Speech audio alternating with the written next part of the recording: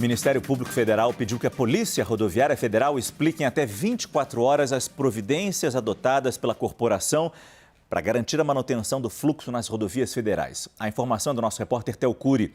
Esse pedido se dá diante da notícia de diversos bloqueios promovidos por caminhoneiros depois da derrota do presidente Jair Bolsonaro nas eleições. De acordo com um levantamento da agência CNN com a Polícia Rodoviária Federal, manifestantes fecham alguns trechos de rodovias no Brasil, protestando contra a vitória de Lula em 19 estados. Raquel, você tem alguns detalhes desses pontos de manifestação, né? O que você traz? Tenho, Márcio. Eu recebi um relatório da Polícia Rodoviária Federal que está circulando no setor agrícola. E ele mostra um total de 111 pontos de problema. Esse mapa te ajuda? Ajuda um pouquinho. Para não dizer que não, acho que ela... Mas eu vou até aí e a gente fala. Esse relatório da Polícia Rodoviária Federal, ele é do meio-dia, então está um pouquinho desatualizado, mas o mais organizado que a gente tem. Nós temos 71 pontos de interdição e 29 pontos de bloqueio. Interdição é quando você tem um bloqueio parcial e esses 29 pontos é onde não passa nada mesmo. A gente chamou... perfeito, agora chegou todas as nossas telas. Então, a gente tem 11 pontos de concentração de pessoas, mas sem prejudicar o fluxo de mercadorias, 71 interdições parciais, onde passa alguma coisa, mas está difícil, tem trânsito, e 29 bloqueios. Então, um total de 111 pontos de problema no país, como mostrou a nossa agência, já abrangendo 19 estados. Vou pedir o segundo mapa para a gente ver onde estão os pontos mais problemáticos aqui no Brasil. Olha só, de longe, gente, a situação está mais delicada. Vou pegar aqui no meu celular que tem os números, em Santa Catarina. Aqui em Santa Catarina, a PRF tinha identificado até o meio-dia 27 pontos de interdição ou de bloqueio. É uma região muito bolsonarista, né? Um dos estados onde Bolsonaro mais obtém vitória e uma região também muito delicada para o agronegócio, porque aqui está a maior parte, uma boa parte dos frigoríficos, que é uma atividade que precisa de um fluxo constante de ração, de animais. Qualquer interrupção desse fluxo pode trazer grandes prejuízos. Outro lugar que também está enfrentando problemas importantes é aqui, no Mato Grosso do Sul. Aqui, ao meio-dia, eram 15 pontos com interdições ou bloqueios. Não é coincidência, e acho que a gente pode fazer uma ligação, Yuri, sobre, como a Raquel até começou a falar sobre isso, regiões mais bolsonaristas, onde o presidente obteve vitórias importantes, são as que mais estariam sofrendo com essas paralisações. É algo orgânico? É algo orquestrado? Sei que está começando, a gente não tem muita informação, mas o que a gente pode dizer dessas manifestações? É algo que surge naturalmente desse movimento, dessa classe tão importante que são os caminhoneiros? Por enquanto, o que dá para responder é o que você disse no começo da pergunta, Márcio, que acaba coincidindo com o mapa de votação, com localidades em que há muita força do presidente Jair Bolsonaro na sua votação. A gente estava falando mais cedo no 360, a Daniela Lima trouxe uma informação ali de uma mobilização do setor ali, dessas pessoas, em Luiz Eduardo Magalhães, aquela cidade do oeste da Bahia, que deu vitória a Bolsonaro, mais votos para Bolsonaro do que Lula, com forte presença do agronegócio. E, de fato, assim, continuando a apuração daquela nota que a Frente Parlamentar da Agropecuária soltou agora, é bem nessa linha de falar, olha, o agronegócio não tem nada a ver com isso e inevitavelmente vai acabar caindo na conta, por isso tem esse posicionamento.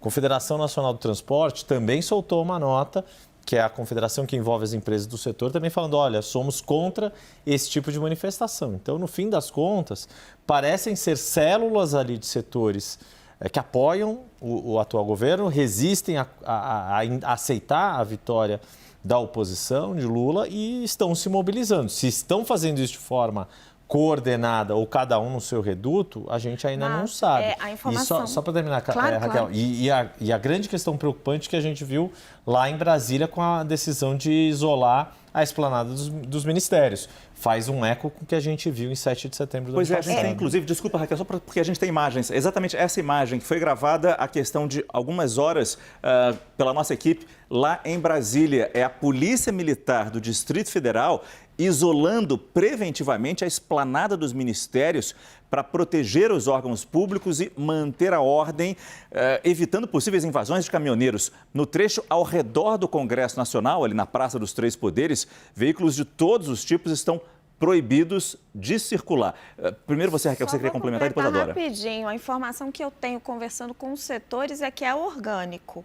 Não é uma coisa articulada. E aí você mistura o caminhoneiro com o produtor rural, que muitas vezes são a mesma pessoa. E você tem as lideranças do setor tentando se desvincular.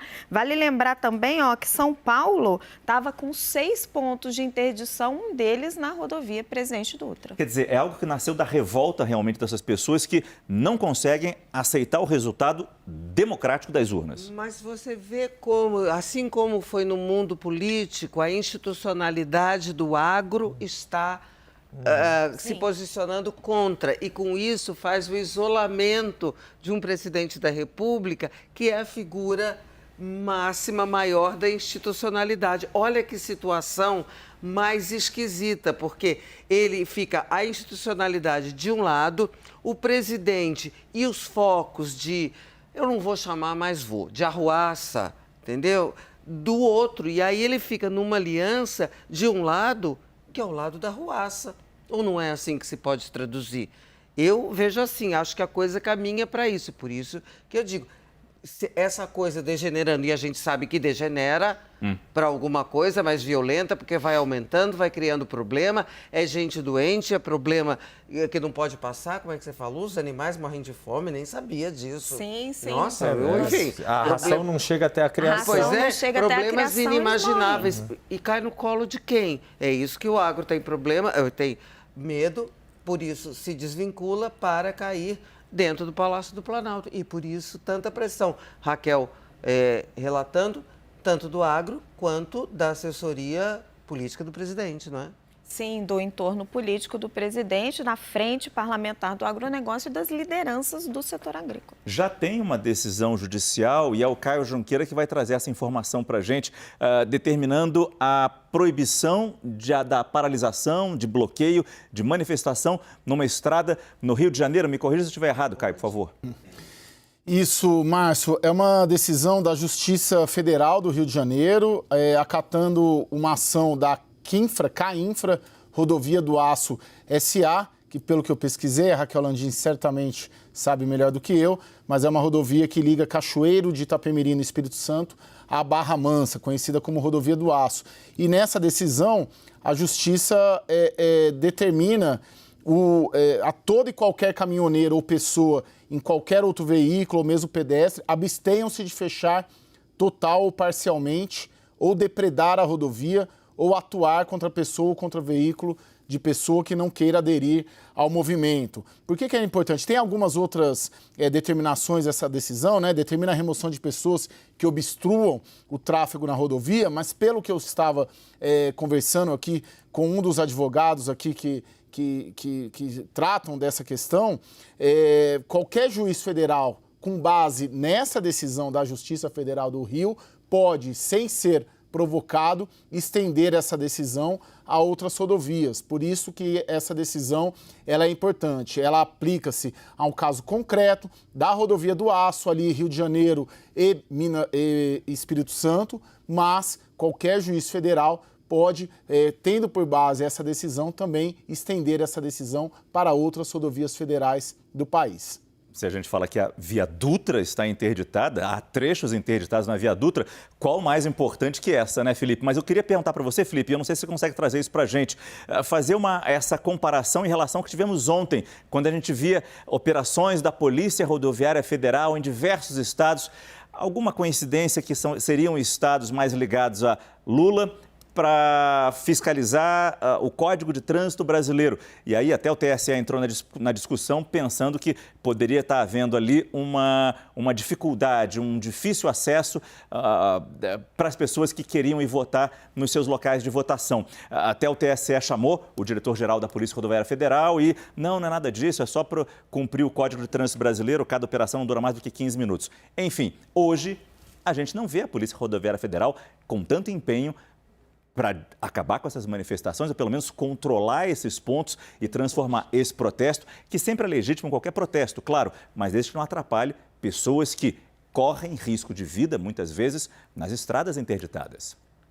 Pois é, Márcia, é coincidência demais. Houve essas operações justamente em territórios onde o Lula tinha mais eleitorado, atrasou, evidentemente, o transporte dos eleitores, teve todo o incômodo pelo qual eles passaram. Alexandre de Moraes não foi diretamente para o enfrentamento, ele cobrou explicações do chefe da Polícia Rodoviária Federal, que tinha feito uma postagem de apoio ao Jair Bolsonaro. Então é óbvio que tudo causa bastante desconfiança. Mas aí o Moraes deu aquela entrevista coletiva, domingo de tarde, dizendo que os eleitores chegaram ao seu destino, quer dizer, chegaram à zona eleitoral, que não havia relatos de eleitores que tivessem voltado dentro dos ônibus e não tivessem conseguido votar. Houve até uma desconfiança maior ainda, porque jornalistas perguntaram, mas quem deu esse relato de que não houve isso? E aí ele falou que foi o próprio chefe da Polícia Rodoviária Federal. Então, a suspeita continuou recaindo. Aí hoje você tem todas esses bloqueios, né?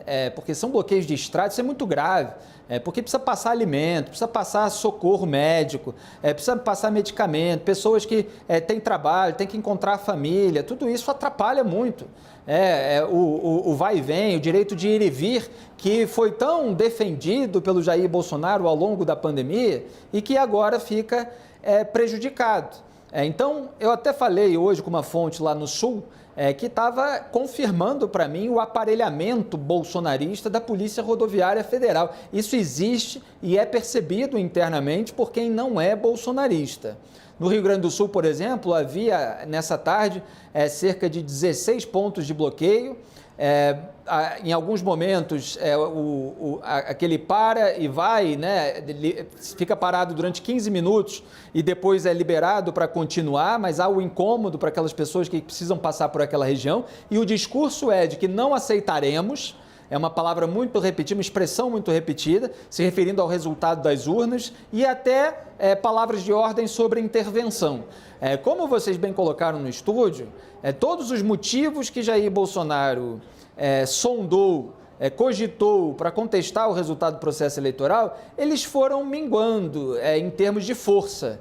Então, urnas eletrônicas, está aí o Tarcísio Freitas eleito por São Paulo. Ele vai contestar o quê? A urna em outros estados? E isso já foi abandonado lá na época que o Centrão não queria que o Bolsonaro investisse nessa narrativa porque ele perderia votos e, de certa forma, deve ter perdido.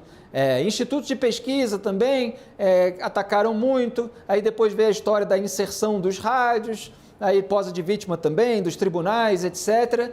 Mas não tem nada assim muito sólido, a não ser a responsabilidade do próprio Jair Bolsonaro, dos seus filhos e dos seus propagandistas, pelos erros que foram cometidos, principalmente quando ele mostrou o descaso em relação à preservação da vida humana. Então, assim, muita gente que está reclamando hoje pela vitória do Lula nesses bloqueios, talvez pudesse reclamar do Jair Bolsonaro quando ele estava tentando blindar o filho dele contra investigações e punições e desmobilizando uma parte antipetista da sociedade que era mais crítica e que acabou sendo desmobilizada, abrindo um flanco para que o Lula pudesse ter a sua barra aliviada. Naquele momento não se preocuparam com isso, agora querem chorar o leite derramado. As informações vão chegando e são extremamente preocupantes. Nós temos informação de uma pessoa que está presa há 3 horas, telefonou para a nossa redação, há 3 horas na Anhanguera, que liga a capital paulista ao interior do estado de São Paulo. Uma outra rodovia com bloqueio, Regis Bittencourt, que liga Curitiba a São Paulo. Nós temos imagens dessa manifestação por lá. De acordo com a administradora da rodovia, há interdições em pelo menos 2 pontos da estrada. A fila de trânsito é de cerca de 15 quilômetros. Na Marginal Tietê, dentro da cidade de São Paulo, também a manifestação perto da Ponte das Bandeiras, no sentido rodovia Ayrton Senna. Essa interdição foi no local específico e uma das pistas já foi liberada. Você quer complementar, né, Raquel? Bem rapidinho, Márcio. Existe uma preocupação muito grande hoje nos setores produtivos com essa inércia do governo federal, porque não tem uma sala de crise. Os relatos que eu recebo é da Polícia Rodoviária Federal aguardando algum tipo de manifestação da Advocacia Geral da União que não vem. A interlocução do setor agrícola tem sido com o ministro da Agricultura, mas também não resolve muita coisa.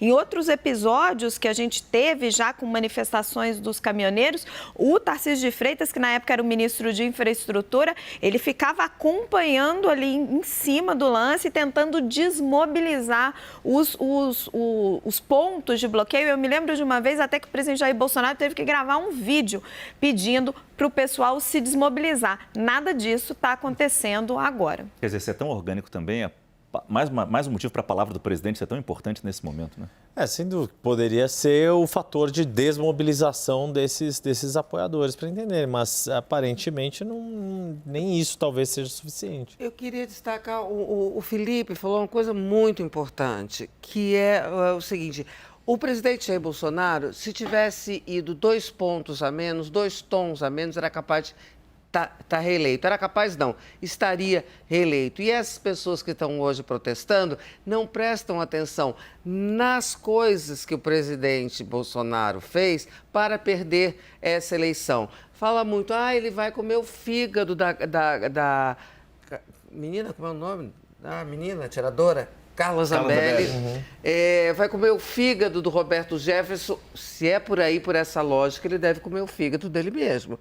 Porque ele tem muito, eu achei esse ponto que trouxe o Felipe, essas pessoas não pensam, né? Porque aquela coisa, elas não pensam, mas é isso. Essa derrota, e por tão pouco, com tudo de absurdo que aconteceu, uma derrota nos indica que alguma coisa, se tivesse sido manejada para outro lado, não teria tido esse resultado.